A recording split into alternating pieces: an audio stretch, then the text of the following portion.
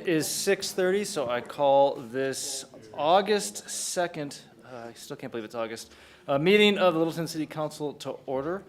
Roll call, please. Mayor Schlachter. Here. Mayor Pro Tem Ryden. Here. Councilmember Barr. Here. Councilmember Driscoll. Here. Councilmember Grove. Here. Councilmember Milliman. Here. Councilmember Valdez. Present. We have a quorum. Thank you. All please rise for the Pledge of Allegiance.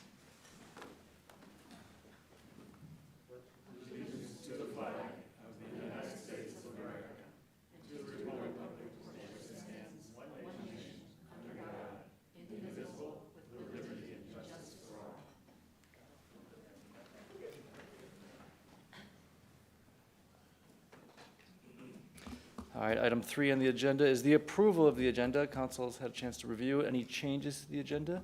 Seeing none, the agenda is approved. Item 4 are comments and reports. I'm going to turn it over to the city manager, who is joining us for the very first time at a regular city council meeting here, Mr. Becklenberg. So take it away. Mayor, good evening, members of council. Learn to turn my mic on. There we go. Just like Zoom meetings, huh? Yeah. All right. Just very briefly, I want to note that I was able to experience my first national night out and was very pleased to see lots of families engaging with our police department and our library staff. I was also able to experience my first Mike's Coney dog too in advance of the meeting. I thought I could justify it. So I thought I'd start off with just that, something positive, Mayor, and that's all I have. All right, thank you. Deputy City Attorney. No report, thank you. Councilmember Driscoll. Yes, I'm actually going to speak a little bit tonight. Let's see, a lot of the, well, I think all the staff except for maybe Kelly attended the South Platte Renewal yearly meeting. Incredible facility. If you haven't had a chance to go down there and check that out or take a tour, I'd highly recommend it. It's hard to believe. They have, 86 employees down there. It's the third largest renewal plant in the state, and they right now filter about 20 million gallons of water a day with the capacity of maybe going up to 50 million gallons a day. So really a cool visit the other day, and Peter and his team do a great job down there. I had an opportunity to attend the 150th anniversary with Mayor Pro Tem of the, I call it the Three Chimney Building. I'm not sure what, the J.D. Hill Building, but you guys know which one I mean. So that was a lot of fun. Scott and Rachel Wagner are the owners of that building, personal friends of mine, and they're going to be great keepers of that building. I attended a place the other night, just opened up, Gambino's, right, basically at South Platte and Bowles. Takeout Italian, anybody looking to have some takeout, I recommend that. And then, of course, we got the Criterium this Saturday, starting at 3 o'clock downtown Littleton. I hope everybody can attend that, and I'll see you there. Thanks. Councilmember Milliman. Just a short update. I believe myself, Kyle, and Steve went to South Metro Land Conservancy, had a get-together at Powers Park. This is a project in process to, I think it's to redevelop that land to make it into a park for the community. It's going to be huge, and it's going to be adjacent to South Metro Housing Options' new affordable housing senior housing project. It's going to be a really cool project or a process to watch over the years, and I'm super thankful for South Metro Land Conservancy for taking that on. Councilmember Valdez. Thank you, Mayor. All right. Also, kudos to the water treatment plant. That is an amazing facilities, and if folks should call down there and set up a tour, because it is really an amazing facility. It's also known as our sewer plant for those that don't know it as water treatment. I just want to remind folks out there, as well as council members, that we do budget every year for block parties. And I know the folks on Kaylee Avenue did one, or Kaylee Avenue Circle did one just here a couple weeks ago. But there are, I presume there's funding still available. Tiffany's not here, or, yep, she's back there. She's way back there. I presume there's still funding, so you do have to fill out an application. So call the city, fill out an application. And I think the maximum is $500, I believe it is. Yeah, that sounds about right. Yeah, so anyway, so apply for it. Anyway, thank you. Councilmember Barr. Yeah, a couple quick announcements. The last Denver Regional Council of Governance meeting was a few weeks back. First off, from that meeting, just wanted to shout out that it is Free Ride August on RTD, so make sure you take advantage of free rides on bus and the light rail system.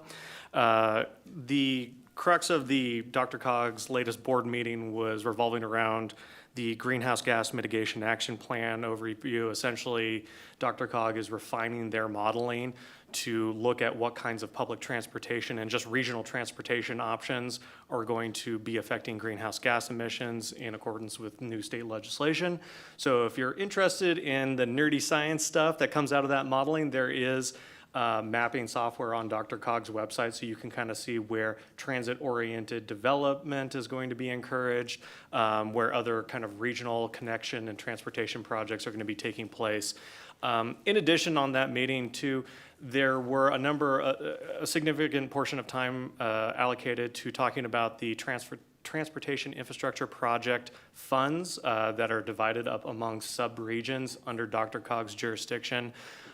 It was a point I felt that is worth sharing with the public, that many of these regional transportation projects are experiencing significant delays due to supply chain, engineering, consulting, labor, construction limitations. So, as we move forward with our 3A infrastructure projects, and, it's like, oh, I wish that street was getting paved quicker, or that median was getting repaired faster.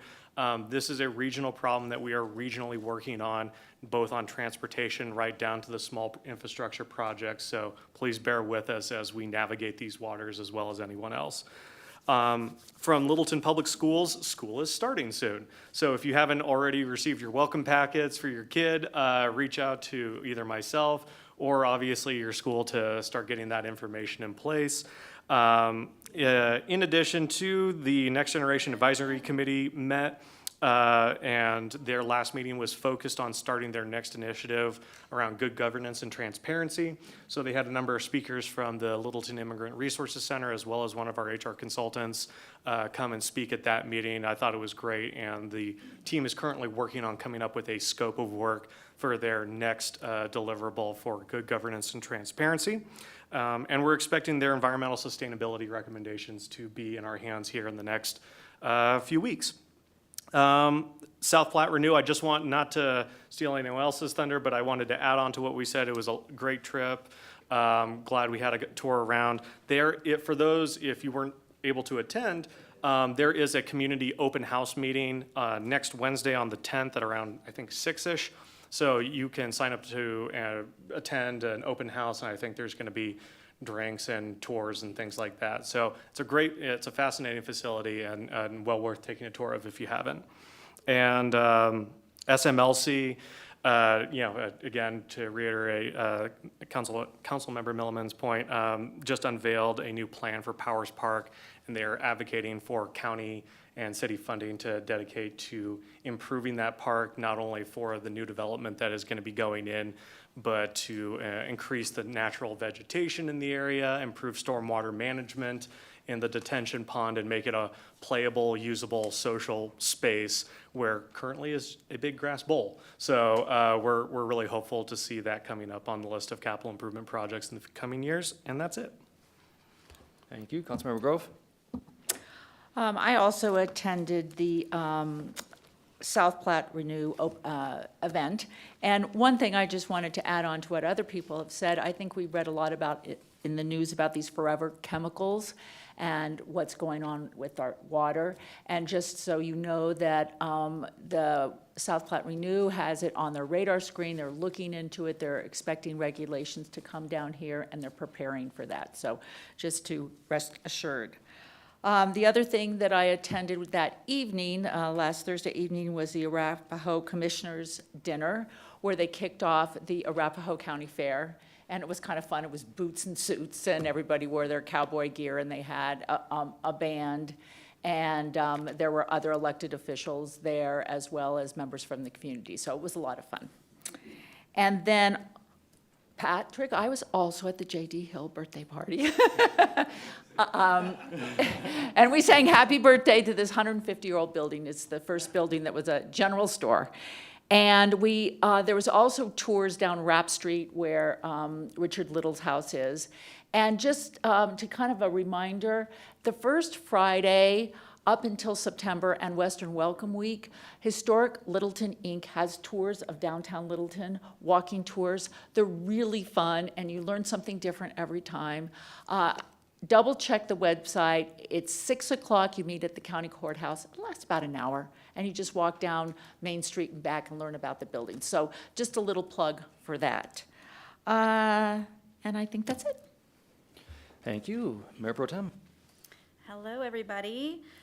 Just a couple quick things. I think there's been some concerns raised by citizens as well as other folks about the increased visibility of some of our unhoused community members.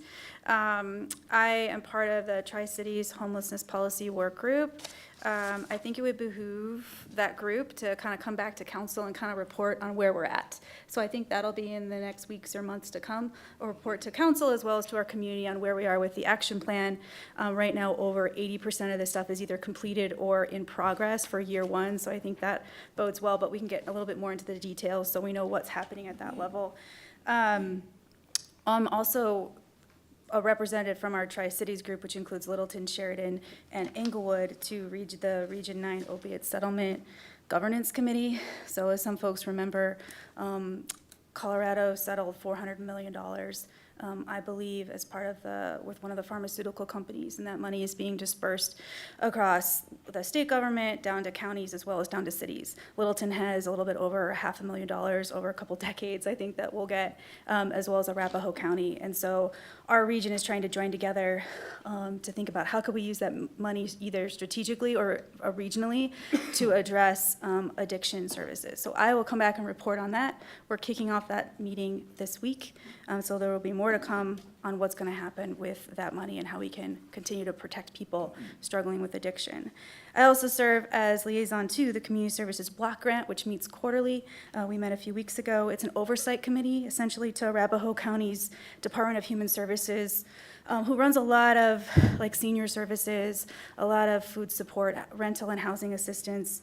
They were actually able to roll over some of their CARES Act money, $140,000, I think, to provide extra rental support to our community. So that, I think, is fantastic. They're expending about $30,000 a month just to rental assistance. That includes mortgages as well as covering rents. And a lot of that is for first-time folks.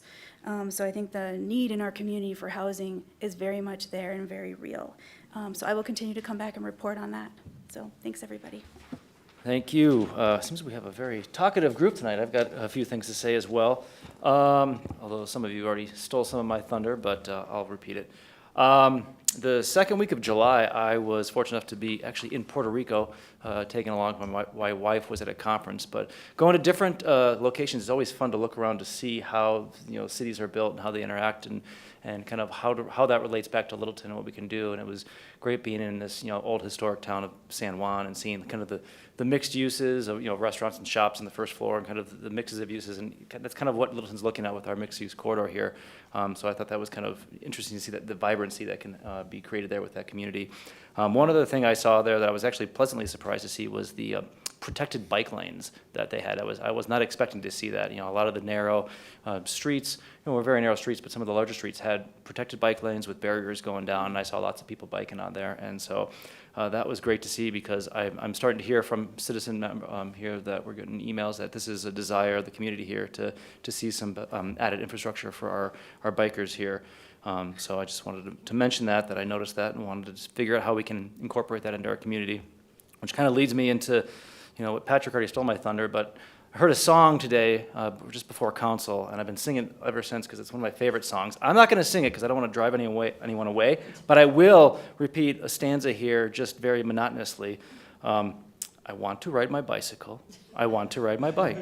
I want to ride my bicycle. I want to ride my... Bicycle races are coming your way, so forget all your duties. Oh yeah, on your marks, get set, go. And so Patrick mentioned that the Littleton Twilight Criterium it is Queen, yes, good job. You win trivia. The Criterium is this Saturday, August 6th from 3 to 10, so it's always a great event with lots of bicycles down there, bike races, so hope people come down and check that out. Next week is National Farmers Market Month, August 7th to 13th. And, Littleton has a farmers market down at Aspen Grove, Wednesdays from 10 to 2. So that'd be something to check out and support here in Littleton. Just with Councilmember Milliman mentioned, and was also attended by Councilmember Barr, was the Powers Park Vision Plan gathering that was last July 27th. Just to expand a little bit more on that this is a vision for the park. They're in the kind of the seeking phase for funding to actually redo that park, but this kind of furthers SMLC's mission to kind of connect people with nature and the habitat. It provides better park amenities for current residents and specifically the new residents at the SMHO facility that is being built right next door. And so I think that this park would be a great asset to our community. And I had a meeting with Mile High Flood District Executive Director this morning, and they're going to have their kind of call for projects and funding coming out soon. So I'm just mentioned to the city manager that I think that would be something that we make sure we have conversations with them, and that this can kind of be on our list of things to identify of how we can work with various partners to get that to come to fruition. Speaking of SMHO, the groundbreaking of the Overlook at Powers Park, which is SMHO's South Metro Housing Options' newest low-income housing tax credit development, was this morning. It was a great event.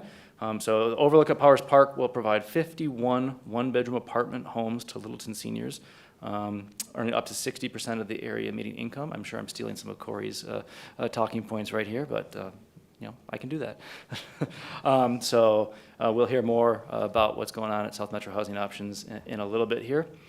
I wanted to call special attention to one of the items on the agenda, the consent agenda tonight, Resolution 48, which Councilmember Barr mentioned, is the supporting of free public transportation on all of RTD's transit services for August, which is Zero Fare for Better Air program. Yesterday was the first day of August and the first day of this program. So the idea is to offer service to people in the district with no fare, to encourage people to use the public transit to help reduce vehicle traffic during the worst air quality season here in Colorado, which is August. And this program was made possible by Senate Bill 22180 in partnership with the Colorado Energy Office. And I want to say special kudos to the Littleton Communications Department, who put together a promotional video with me and the light rail, and a couple weeks ago. It's up on the YouTube, and I think it was in the Littleton Report, so thank you to them for putting that together. Did a good job. And then lastly, I don't know if people have seen the news, but Judge Feldman, municipal judge, announced his retirement, with his last day being September 30th. And so I just want to thank him right now. I'm sure we'll have other chances in the future to thank him as well. But just for people's reference, that executive session that'll be after this council meeting, that's what that will be about, is so we can discuss the next steps forward in that process. And that is all I have there. Item 5 is citizen appearances. We have one tonight. We have South Metro Housing Options that's going to come up. And so, Corey and your team.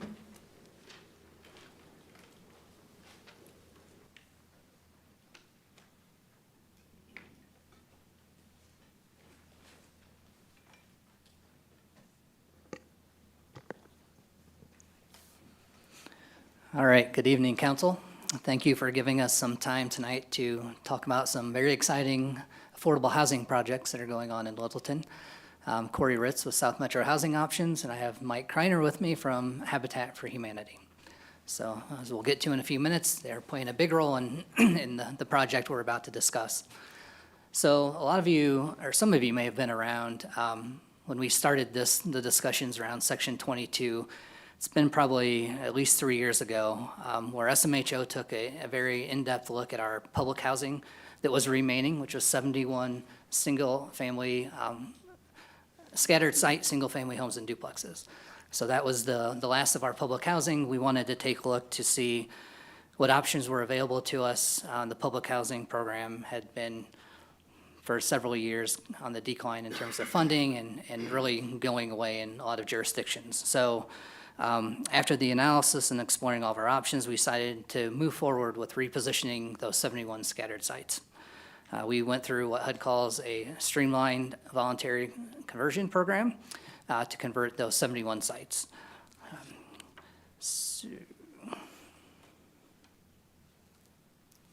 Just a quick reminder, the three top needs identified by the Littleton Housing Study back in 2017, and then also the refresh that happened a couple of years later, pointed out the need for those lower AMI rentals, a lack of units in that area, 30 to 40%, kind of down in that range. And then starter homes, for sale starter homes at or around $300,000 purchase price.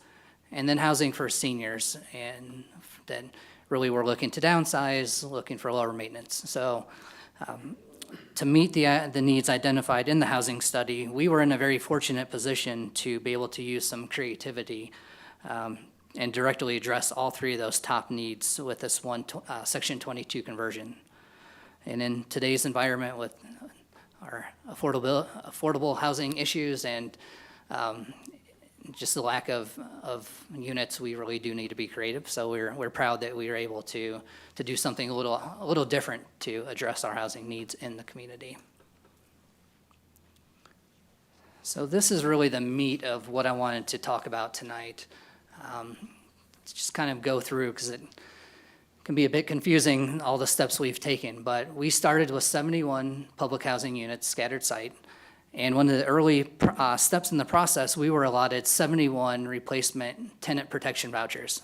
So those TPVs, which really act the same or almost identical to the housing choice voucher or Section 8 program, so deeply subsidized. And these TPVs were a critical step in this process. We would not have felt right moving forward in repositioning those 71 units if we didn't have another form of deeply subsidized units, or in this case vouchers, to replace those initial 71.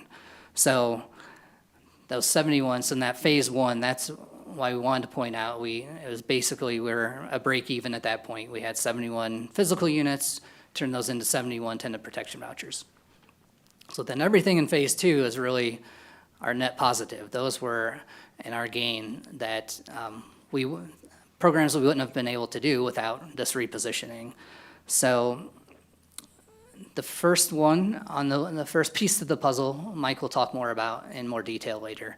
So I'm not going to go in too much, but we were able to work with Habitat and put on the market 59 affordable for sale homes. Number two, the proceeds from the conversion. So those are the proceeds from the sales of those 59 units. Will allow us to then create more affordable housing in the future. We expect the total funds to end up around 10 to 12 million when all the homes are sold. We still have probably a good year and a half left before they will all be sold. And at the end of it all, we're expecting around 10 to 12 million. And then, as everyone stole my thunder about power, well, now we're so used to calling it Powers and Lottie, we finally have a name, which is Overlook at Powers Park. So forgive me if I continue to call it Powers and Lottie for a bit. So we did have our groundbreaking this morning. Thank you very much, Mayor, for being there and for providing remarks. So there are 51 one-bedroom units for seniors 62 and over. And of the 51 units, 27 will be designated for 30 and 40% AMI. That was really important to us from the beginning.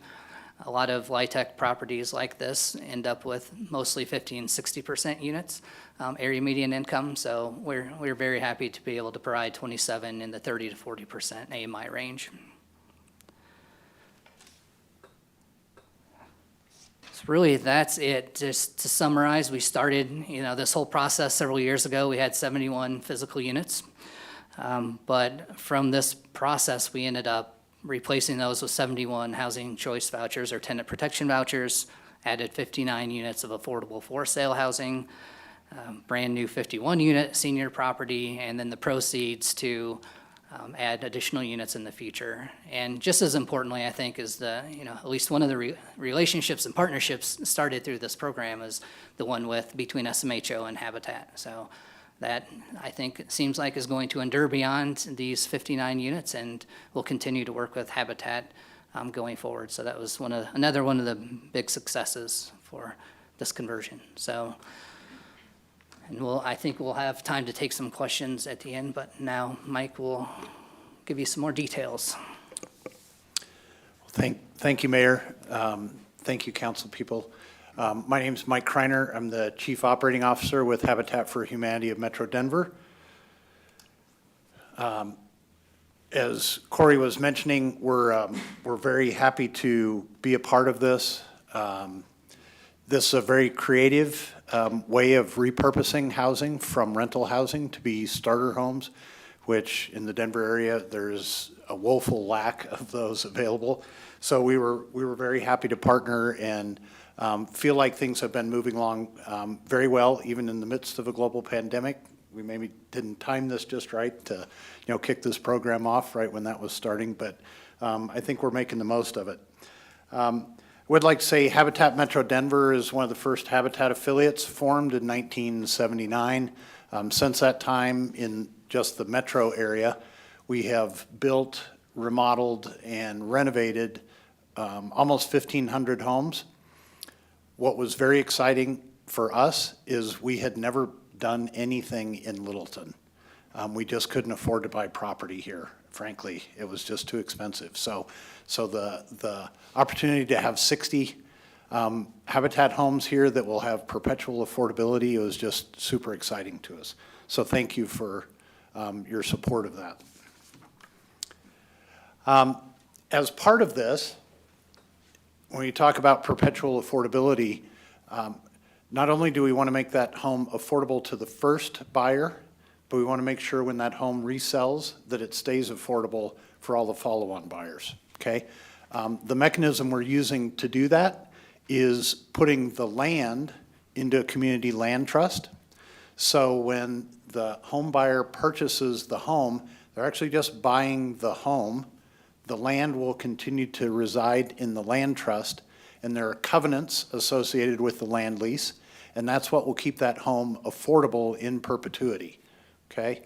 The homeowner does build equity in the house from the principal part of their mortgage payment.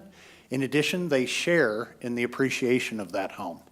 They don't get 100% of it, but that's part of having this community asset so that that home can stay affordable for future families. Next couple of slides, just some examples of some of the renovation work. Updating things on the outside as well as the inside of the homes. To date, we have completed renovation on 16 homes. We have 5 more that are actively under construction, and then a number more that are being assessed, getting permits done, all those things, kind of all that upfront work before we can actually get in and start doing the construction work. One thing I would point out in here, not only are we updating the homes, we're also bringing in brand new appliances. With low-income home buyers, we don't want to have them have some unexpected expense that comes, shortly after they moved in. So everything about the home is updated, including the furnaces and then all the appliances. This just really kind of lists some of the services that Habitat is providing. When we initially talked with Corey about where we thought we could provide value, clearly from a construction standpoint, we've renovated a lot of homes, so come in and do that. And then we engaged the community as well. So I know there have been a number of people from Littleton that have come out and helped to volunteer on the homes, and this is just a way to keep those renovation costs lower. And then really importantly for us was getting the word out. So outreach, having meetings with the school district, with county employees, city employees, and just making sure that everyone knew that these homes were going to become available, and the process, if people were interested, for how to apply. So of the 16 homes that I mentioned that have been completed, 14 of them are already sold, and the homeowners have moved in. We're very excited that 5 of the homeowners either worked or lived in Littleton previously. So this is great. We have, a teacher that's already moved in. We have, a variety of different people that in different professions. So now they're going to get to live in the community where they're working, which is very exciting. I think the other thing here is often we hear people saying that, really low-income people can't afford to be homeowners in Denver. And by low income, that means 80% of the area median income or less. Proof is in the pudding here. These homes are, on average, right about 65% AMI. So the issue is, there's just not affordable homes to buy. So that's going back to Corey's point of trying to have homes in that $300,000 price range. If there were homes at $300,000, low-income buyers could buy homes. There just aren't those. So this is a wonderful opportunity, and we're just very thankful that we were able to be a part of this, to be able to create these, initially 60 homes, and then we have plans, obviously, for more development down the road, and we're very excited about that as well. So that's the end of my presentation. Happy to answer any questions. Thank you so much. It's great to have that presentation. I know there has been a lot of kind of misinformation about this program presented, that, you're not actually removing homes from kind of the affordable pocket of housing there. So you actually have a net gain of like 40 homes. So that's great. And as someone who was able to purchase their first home through a HUD program, similar program, I think it's great that we're able to expand this here in Littleton. Anyone have any questions? Any council members? Councilmember Valdez? Thank you, Corey. Thank you, Mike. So on protecting the property, you said it's a landlord trust of some sort. I know that out at Green Valley Ranch, I know they had some issues where it got lost somewhere and then people were selling it for their profits. How can we ensure that that won't happen here? Yeah, it's a great question. Unfortunate situation there. What we're doing with the homes here is we're taking, so you have two pieces. You have the home and you have the parcel of land underneath it. We're taking that parcel of land and moving it into Colorado Community Land Trust, which is a partnership as well between Habitat and South Metro Housing Options, where it's a community land trust. There are covenants that are on that restrict the resale, and it restrict things like income eligibility, what the home can be resold for, as well as it gives Habitat a right of repurchase in the event something goes wrong, unexpected, 50 years from now. Habitat could ultimately repurchase that home. The home, when a title search is done on things, the land trust is going to come up. There is the ability, if somebody does overlook all of the title paperwork, which is what happened out there, often the title company will put restrictions onto an exceptions list. And if the agents aren't paying attention to that and the closing title person isn't paying attention, which is what happened there, those restrictions were ignored. In this case, even if somehow all of the restrictions, which are recorded documents, are ignored, we have the ability to come back and say, we can void that sale. Is that the difference? Yeah. Okay, cool. And last but not least, so the resident, the owner, sells the property, how much of a profit are they authorized to make? Yeah, so their equity coming out of the house, they'll get their principal payments back. In Denver's market, and this is assuming that the house holds its value. It seems kind of silly to say a house will hold its value in Colorado anymore. For the most part, we've been going up 10, 15% a year. So I'll make the assumption the house holds its value.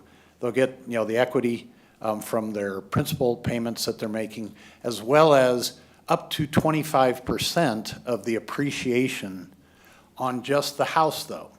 We've taken the land portion out, which is about 30% of the value of a home if you were to sell a home and you have a fee simple appraisal on that home, which includes the improvement, the house, and the land.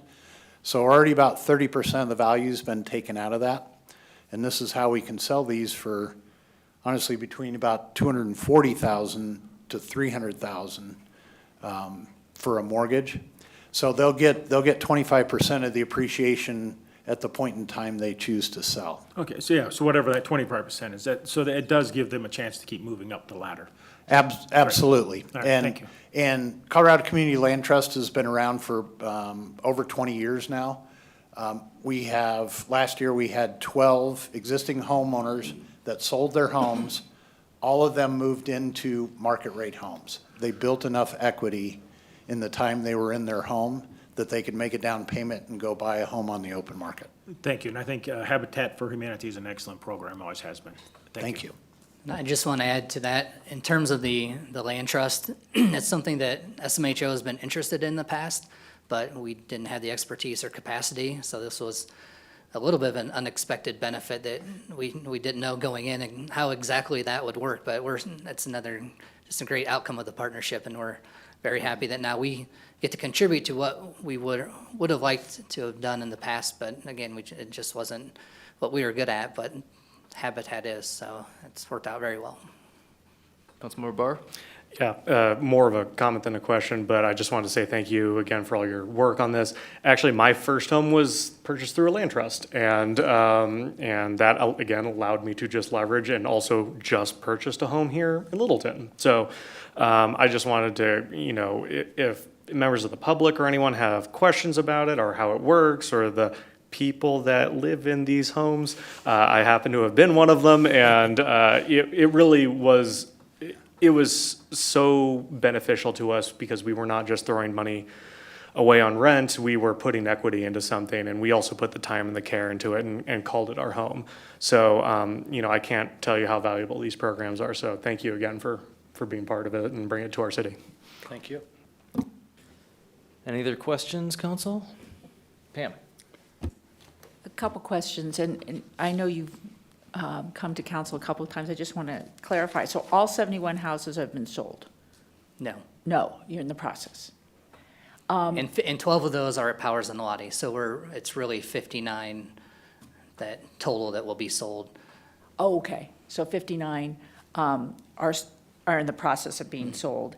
And then those people that were in those 59 homes got vouchers to then go to an apartment or whatever, Yeah, wherever they want. Okay. Any jurisdiction, any type of housing. within Littleton or outside. Did any of the 59 renters buy their home? Not yet.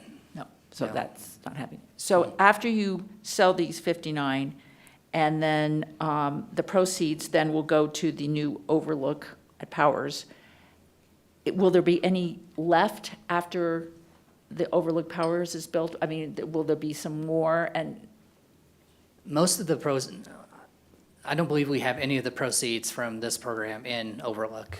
So the full 10 to 12 million will be for future developments. okay, so the funding for Overlook came from, It's a The- low-income housing tax credit program. Okay, So it just- came from a long list of sources. and, but the real one was the Jaffa funding? Yes. Okay. Yes. And then the houses you're renovating through Habitat for Humanity, are these 71 or is it a separate group? It's the 56. same, it's the Same. same. So So we you're- we had 71, and then 12 of those were at Powers of Nalati, which is now Overlook.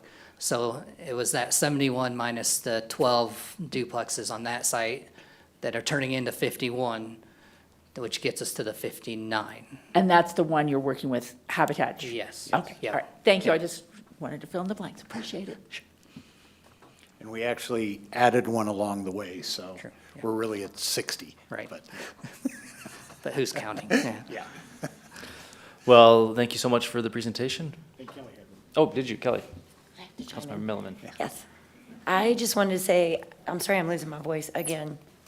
I wanted to share my gratitude with our housing authority, South Metro Housing Options, and all of the tireless work that this group, that Corey and his team are doing to try to create diverse housing options in this city. And I can't be more excited and proud of the work that you're doing with Habitat and what you're doing going forward. And I just can't wait to see what's coming ahead. And I will say that the work that you are doing is answering the call from the comprehensive plan to meet certain values that have been expressed by our citizens, a more inclusive, a more diverse community. And this is answering that head on. I keep plugging forward, just keep going, Thank you. Thank you, appreciate it. All right, thank you so much. All right. We will move on to the next item on our agenda, which is item 6, proclamations. There are none, thankfully, this time. So I don't lose my voice. Item 7 is public comment. Public comment, it's a time for members of the public to come speak to council about any concerns or issues or even praise that they may have regarding city issues. If you wish to address city council under the public comment, please sign in on the public speaker form that's at the front of the room there. Each speaker will be limited to 3 minutes. I will notify you if you reach your time limit. I ask all members of the audience to please be respectful and remain silent while others are speaking.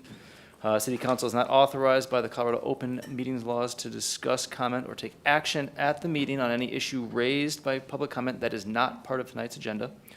I may refer the matter to the city manager and/or city attorney for immediate comment after public comment, or to staff to obtain additional information and report back to council. So I will call those who have signed up to come on down one at a time. Please introduce yourselves and with your names and your address.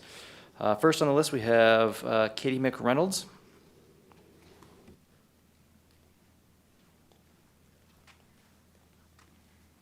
Hello, I'm Katie. I emailed you. So I have a couple of praises, but I live near Kaylee and Windermere, so on Louthan Street. I'm really enthusiastic about the work that City of Littleton is doing on the inclusionary housing ordinance. And I also applaud you all for approving more housing near the mineral station of Light Rail. I'm really excited to see how Littleton will incorporate affordable housing while also supporting new development, especially near to public transit. It just makes sense for our growing community, and I support it, so thank you. I also heard you're starting a sustainability task force, and I just wanted to say how proud I am that we live in a city that is taking climate crisis seriously and is working to face it head on. The pandemic created a new awareness and momentum for carbon-free transportation, and it provides an unprecedented opportunity for positive change in Littleton. So that brings me to my last topic, bike safety. On Kaylee Avenue, especially between Prince and Windermere, which is a safe route to school for Ralph Moody, the sidewalks are historically narrow for bikes and pedestrians to share. So on Kaylee, bikes and cars are supposed to share the road since many people walk with their kids to school on that street. We are forced to ride on the street at the busiest times of day when many people are commuting to and from work with normal traffic. So there is a CDOT Safe Route to School grant that may be able to help with this part of Kaylee Avenue and make it a little safer. So just wanted to bring your attention to that. Denver is already well-known for bike friendliness, and they're adding 125 miles of new bike lanes before 2023. And with the biggest bike boom in the US that we've ever seen in 2020 and so many bikes selling out, there have been more bikers on our roads than ever before. So more people want to bike, especially in Colorado. We just need to make cycling in Littleton as natural of a choice for people as walking. We never question if there's a sidewalk outside when we want to go somewhere, but we need those guarantees in Littleton for bikes.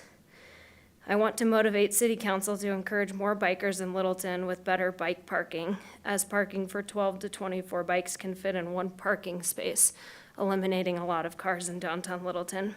So I also imagine a Littleton with protected bike lanes, as you were talking about in Puerto Rico. I definitely saw that in a lot of other European countries. A 2022 study by Carnegie Mellon University showed how replacing short car trips with bike and scooter trips can lead to a lot less congestion, but local areas just need more micro-mobility infrastructure for positive outcome. So if you build it, most studies will say that population of bikers will go up by 50 to 60%, which is crazy. Thank you. Yeah, thank you. Lexi Barrere.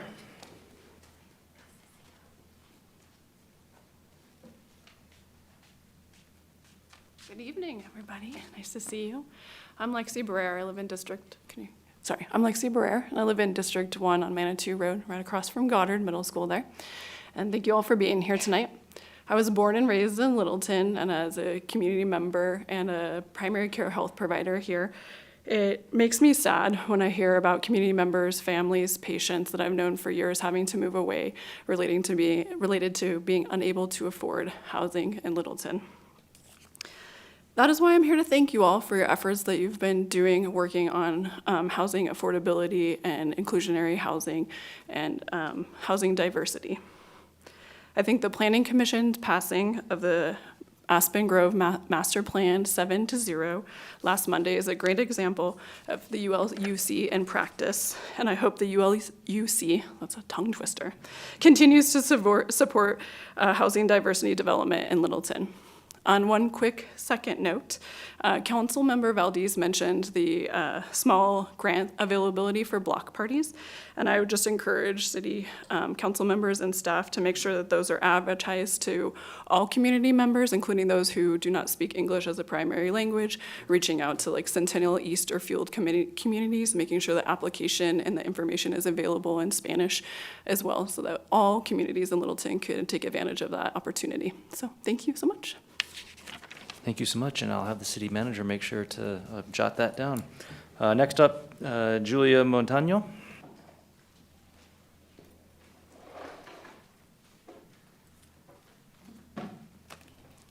Hi, everyone. My name is Julia Montano, and I live in Southbridge on Long Avenue, so I'm a resident of District 3. I also grew up in Littleton, and I love living here and seeing it grow and become a better, more inclusive community. I want to talk about two things tonight that I think that will continue to support that.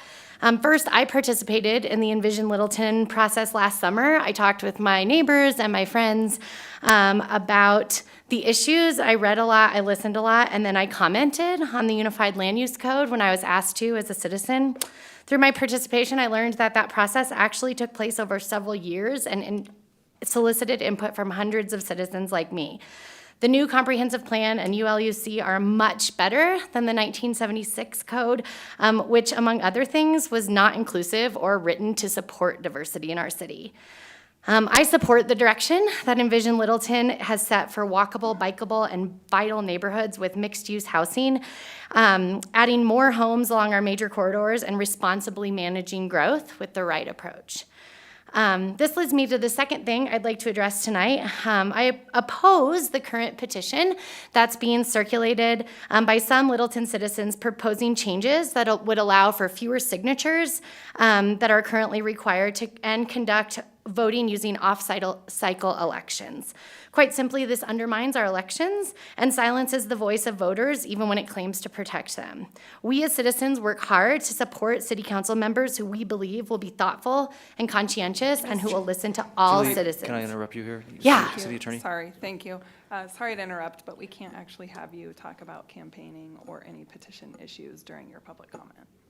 Oh, okay. Thank you. I just had one more, since I have a minute left, can I say one other thing? Okay, so with my little time left then, I'd like to bring one more inclusive practice that I think council could actually enact immediately. I believe strongly that citizens should be able to make public comment by joining this meeting virtually or via the phone. Having people have to appear in person makes it difficult to impossible for single moms without childcare or people who are homebound or don't have transportation to get here to make comment and have their voice heard. So I would strongly encourage you to reenact the practice of allowing us to call in or join the meetings virtually. Thanks. Thank you. Next up is Lauren Akers. Hello. I'm Lauren Akers. I live in District 2. Nice to see you all. We're really front-loading the cheerleading section, I feel like, Kyle. So I just wanted to start off by saying thank you for your time and your efforts over the last year to commit to understanding what our adapting community needs, especially regarding housing and the unhoused. During the Planning Commission meeting last week, I was so happy to see the ULOC in action, helping support the comprehensive plan with the unanimous approval of the Aspen Grove redevelopment that will help provide much-needed housing in our city, housing that supports transit-oriented housing, use of the bike path, and more diverse housing options that don't just include single-family homes. I appreciate your efforts to look at inclusionary housing ordinances and further our sustainability efforts. And as a board member for the South Metro Housing Options, I appreciate your support and commitment, as was tonight, to really understand our low-income housing needs and supporting new developments like Overlook at Powers Park and the habitat redevelopments. I think council's been moving in the right direction to support the changing needs of our community. I think everyone that's spoken so far has a few ideas on how we can always continue to improve, but I wanted to say thank you. Thank you for that. Next up, Pam Chadbourne.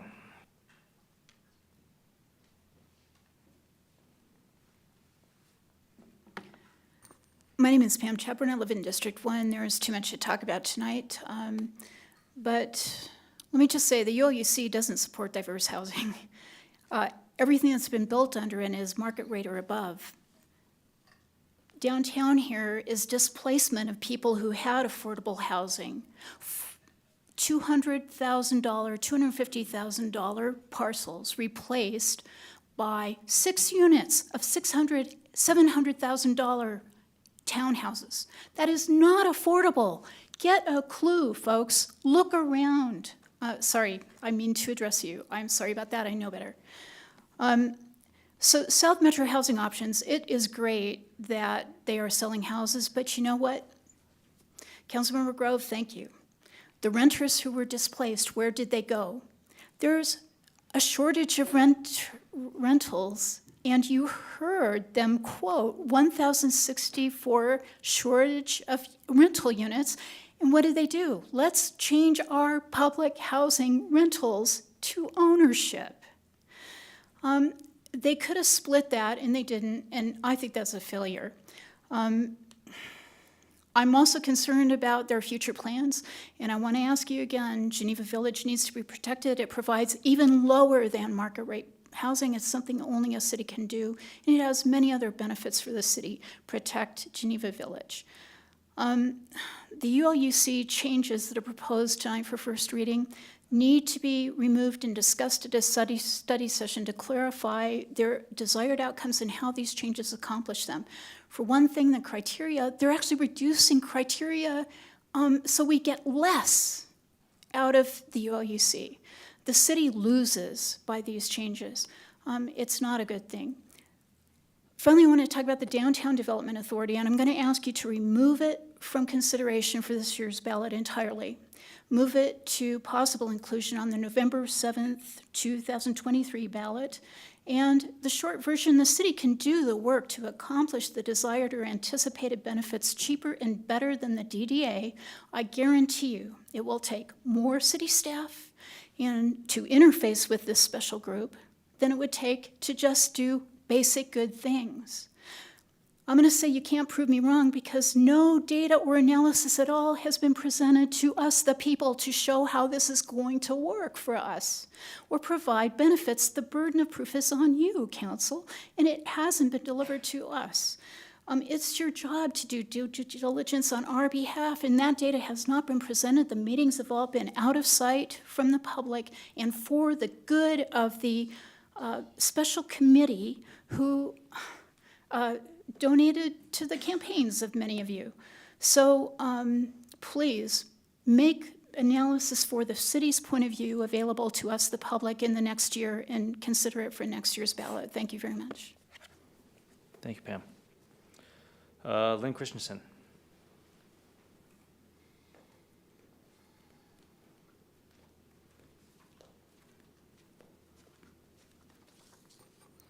Good evening, Council. I'm Lynn Christensen in District 3. As long as we've been talking about affordable housing, when I moved here in 1988, my rent for a two-bedroom apartment was $400. So since that time, I've seen a lot of changes, and I'm not against change or new development. But I have many unanswered questions and concerns about the ULUC. At the Aspen Grove Master Development or MDP conceptual plan public hearing, the vast majority of those attending were against the proposal for very valid reasons that could adversely affect their homes and neighborhoods. Not all citizens' questions were answered. There was an adverse traffic report and no economic data. Discrepancies with the comp plan policies were not addressed in the staff report. Compliance with the comp plan is required for a site plan. out of the public's view, so why wouldn't it be included in the MDP conceptual plan public process if consistency is the intent? How does the ULUC actually protect Littleton small businesses, small town feel, quality of life, existing neighborhoods, and jewels, manage growth, and provide a diversity of housing types for all income levels? I submit that it does not because there are no requirements to do so, but policies in the comp plan do. Do you know how many for sale versus rental applications are currently on the development activity list? My observation is the vast majority are rental apartments. So why aren't there more applications for attainably priced homes, especially for families and seniors? It's great that Littleton made the livability.com top 100 list, but at what point in the MDP process can citizens actually raise concerns about livability issues and expect them to be resolved or mitigated? Decision criteria such as nuisance mitigation is being removed, which is a policy change. In my recent email to you, I shared the response I received from a staff member when I raised this concern right after the ULUC was approved. He said, quote, "There would be many opportunities for public/resident feedback, both in neighborhood meetings and more formal public hearings. Residents' opinions are very important in this process." Apparently not. Council, I earnestly ask you to take the time to find the answers to these questions and also in the handout I provided before approving the revisions to the ULUC, and consider the full ramifications of not providing a transparent public process for new developments that address and mitigate citizens' concerns. Thank you very much for your time this evening. Thank you, Lynn. Next up, Robin Bernstein.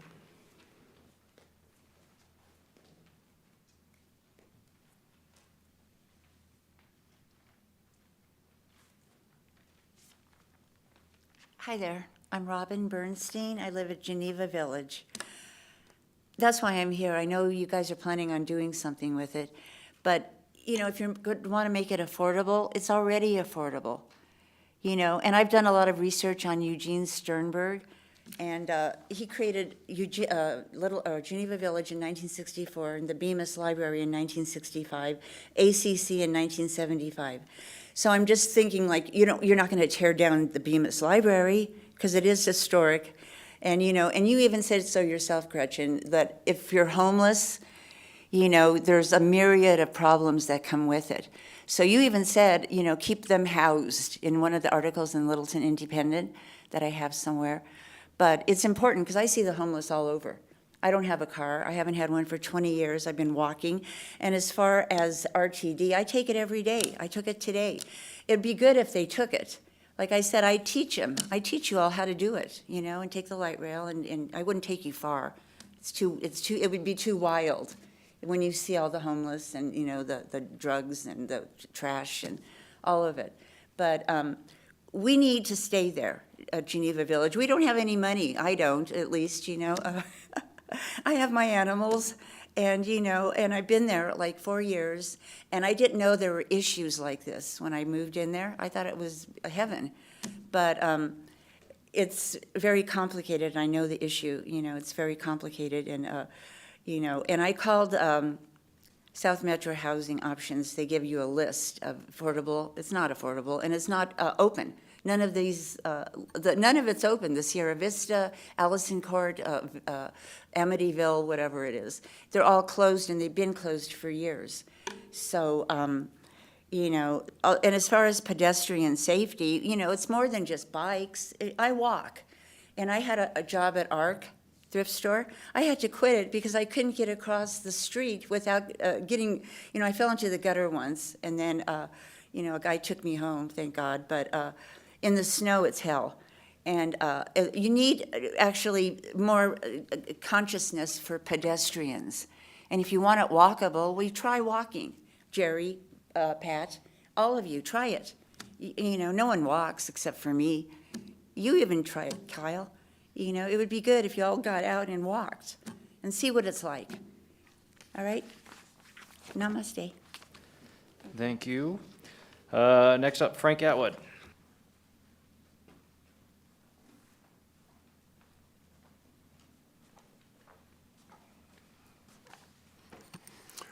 Good evening, City Council. Frank Atwood. I live in District 4. I'd like to discuss consent agenda G. Is that permitted? There's an apocryphal story of Lincoln and his cabinet where his cabinet was unanimously opposed to a direction he wanted to go, and he's reported to have said, sometimes you count the votes, sometimes you weigh the votes. And under those circumstances, Lincoln was implying that his single vote outweighed the entire cabinet's vote. What I'm concerned with is I'm not understanding, and maybe it's in the details and I missed it, how the votes will be allotted with regards to the Littleton Downtown Development Authority. Mind something like DISH, which is proposed to be in the Downtown Development Authority, will that be a single vote as a single owner, single company? Will that be a single vote, or how many votes might that have? Conversely, hypothetically, if there's a downtown property owner that might own, let's say, 9 properties, might each of those properties give him 9 votes? And so I come back to the question with regards to counting the votes or weighing the votes. And I am confident that during the consent agenda discussion, this topic might be discussed. Thank you very much, Council. Thank you. Thank you, Frank. And last person to sign up here is Carrie Brady.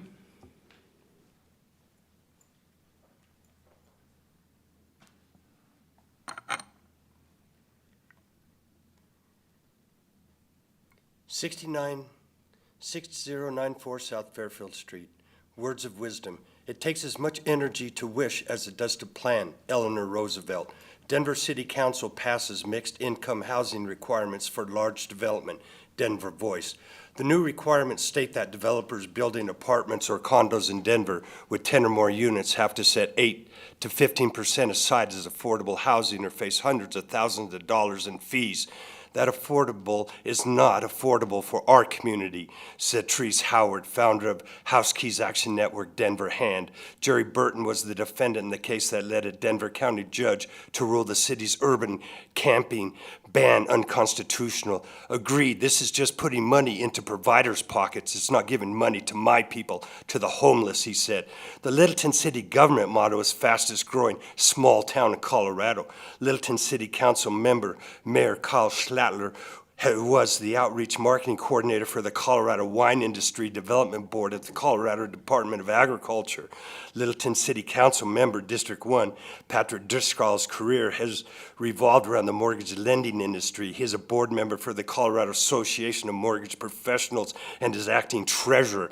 Littleton City Council member at large, Pam Groves, has 35 years of experience as a marketer, team leader, consultant, corporate trainer, facilitator, business coach, and college instructor. She has worked in banking, healthcare, and the high-tech industry. Littleton City Council member, District 4, Kelly Millman, focuses on initiating the recently updated comprehensive plan and the new transportation master plan. Littleton City Council member, District 2, Jerry Valdez's career has been in the real estate and property management industries. He is Director of Property Operations for Renaissance Property Management Corporations and is a licensed real estate broker. Littleton City Council membership is dominated with highly connected individuals whose goal with the most casual glance is to develop and make a lot of money for those who make a lot of money developing acreage positions such as Littleton has to offer. Certainly, the Littleton City Council membership can come up with a scheme besting the Denver City Council membership. Less than 1 mile from my residence at Aberdeen Village is a come-and-go tent city underneath a bridge crossing East-West Broadway near McDonald's. I've been down there and visited some of the unfortunates. The glares we get, I could care less. Jesus the Christ, Matthew 25:40, the King will reply, truly, I tell you, whatever you did for one of the least of these my brothers and sisters of mine, you did for me. Jesus the Christ, Matthew 24:45, he will reply, truly, I tell you, whatever you did not do for one of the least of these, you did not do for me. The traveling Willoughbys, well, it's all right if you live the life you please. Well, it's all right doing the right thing the best you can. Well, it's all right as long as you lend a hand. Thank you. That's your 3 minutes. That's all the people we have signed up. Is there anybody else that would like to come down and speak? Seeing no one, we will move on. But first, I want to see if the city manager or city attorney have any comments or response for any of the public comment? Mayor, I would. You're on mute. Thank you. I would note for the comment related to the DDA votes, I believe should those measures move forward, I more than believe, I know that there will be extensive communication with all potential voters in that district per the state law, related to the DDA votes to make sure that it's very clear how those votes work. Not sure if the council would like to get into that this evening. We could explain further, but I know that the speaker tonight can certainly also make some time with our staff to gain more insight on that process just as soon as you would care to. Okay, I think probably at the public hearing with the presentation on that ordinance would probably be the best to further elucidate that question. City Attorney? If I may briefly, I know I had to interrupt one speaker and just wanted to expand a little bit on what I was trying to say, because obviously initiatives and petitions are on the agenda tonight, but really just that the podium here is not a platform for campaigning on either side of any given issue. So I just wanted to clarify that. Thank you for that clarification. Mayor, if I may. Yes, sir. Just LittletonGov or LittletonDDA.com has the information you're looking for, Frank, and anybody else has any concerns about the DDA. And the votes will be very simple. If you own a property, you get 1 vote. If you lease a property, you get a vote. So in the case of Dish, they have both a property right, so they get 1 vote, and they'll have 1 other vote as being a tenant. So that's how it'll play out for the LLC or for the people that own multiple properties. If they have to have separate LLCs. So if one person owns 9 properties, they'll get 1 vote if they have 1 LLC. If they have 9 LLCs created, they'll get 9 votes. In addition to their tenants will also get a vote. So, thank you. All right, let's see. Go back here. All right, item 8 is consent agenda. Consent agenda items can be adopted by a simple motion. All ordinances must be read by title prior to a vote of the motion. And any consent agenda item may be removed at the request of a council member. We have a long consent agenda tonight with 9 different items, including 5 ordinances on first reading. These are just setting the public hearing in 2 weeks. Which means that the August 16th meeting will likely be on the longer side of things with the public hearings with that. So we have item A, ordinance 14, 2022, an ordinance on first reading creating the Capital Improvement Fund. Item B, ordinance 18, 2022, an ordinance on first reading approving a code text amendment and zoning map amendment associated with Title 10, the Unified Land Use Code. C, Resolution 48, 2022, supporting free public transportation on all regional transportation district transit services in August for the Zero Fare for Better Air program. D, Resolution 57, 2022, authorizing an intergovernmental agreement between the City of Littleton and Douglas County Board of Commissioners regarding a financial contribution for constructing the County Line Road Lucent Boulevard intersection improvements.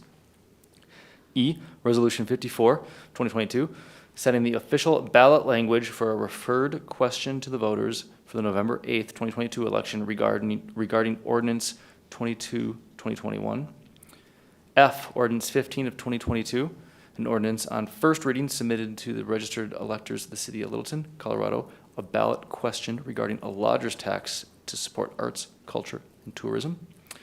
G, Ordinance 16 of 2022, an ordinance on first reading submitting to the registered and qualified electors within the defined boundaries of the proposed Downtown Development Authority, DDA, a ballot question regarding the creation of a DDA, the collection of all revenues, and the increase in property taxes. H, Ordinance 17 of 2022, an ordinance on first reading submitted to the registered electors of the City of Littleton, Colorado, a ballot question regarding removing procurement provisions from the city charter and moving them to the city code. And I, ID 22-153, a motion to approve minutes of the July 5th, 2022 regular meeting.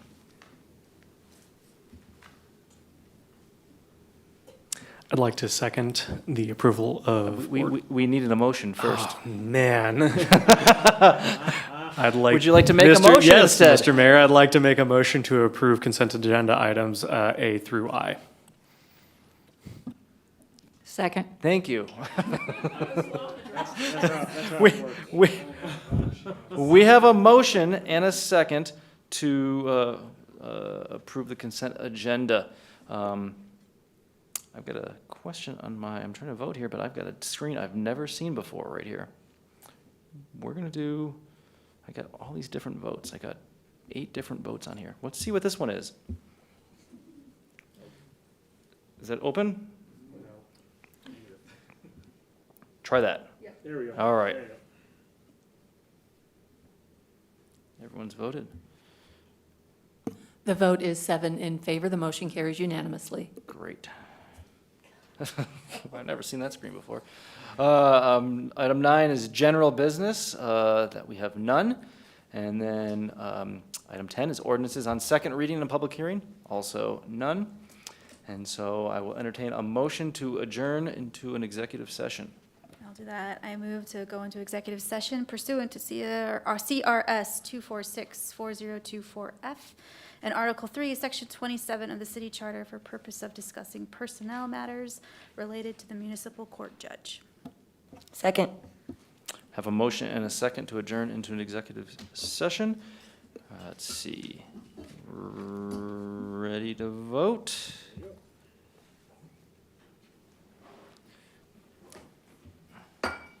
The vote is 7 in favor. The motion carries unanimously. Okay, we will adjourn into executive session it's 7:42 right now. We will return after the executive session and have no further actions after. Thank you.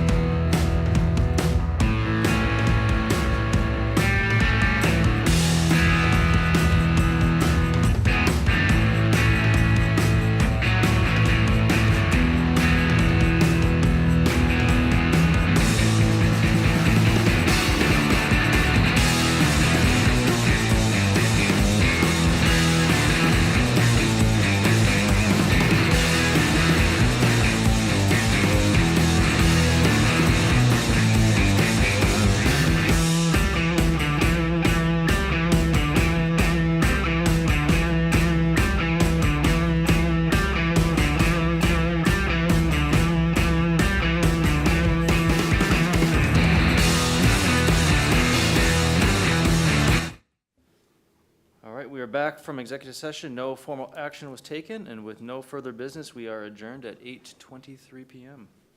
I made a personal